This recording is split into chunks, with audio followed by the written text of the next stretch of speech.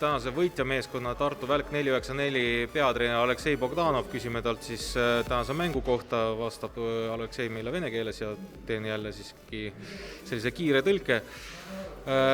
Поздравляю с победой первым делом. Можно сказать, реванш взят за первый матч. Да, спасибо за поздравление, конечно. Конечно, мы настроились на эту игру с учетом той проигранной игрой в первом туре.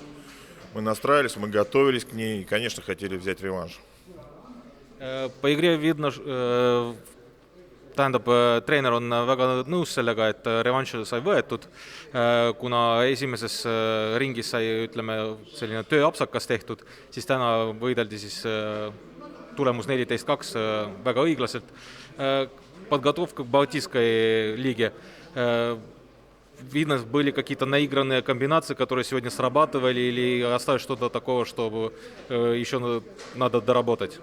Да, конечно, у нас Балтийская лига, которая пройдет на следующей неделе, пятницу, субботу, воскресенье. Это идет планомерная подготовка, была уже в течение последнего месяца.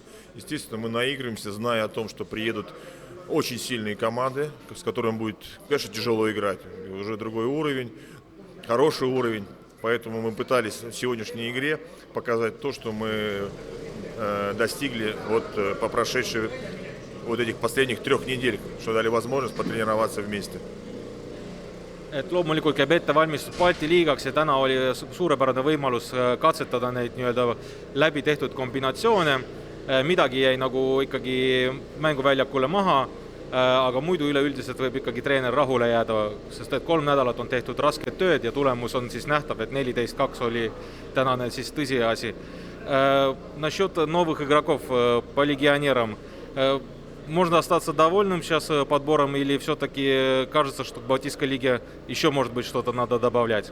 Но в первую очередь, конечно, руководство нашего клуба, менеджеры нашей команды, главный менеджер подбирали именно тех легионеров, которые подходят к нашему уровню. И, конечно же, мы этими легионерами усилили нашу команду. Поэтому, в принципе, я доволен тем, что они влились и в коллектив. Это в основном легионеры, которые уже играли у нас в нашем клубе. Добавился очень хороший защитник, он представитель латвийского хоккея, который усилил нашу линию обороны. Вот это было у нас такое немножко слабое звено, но теперь видим, что более-менее нас все устраивает.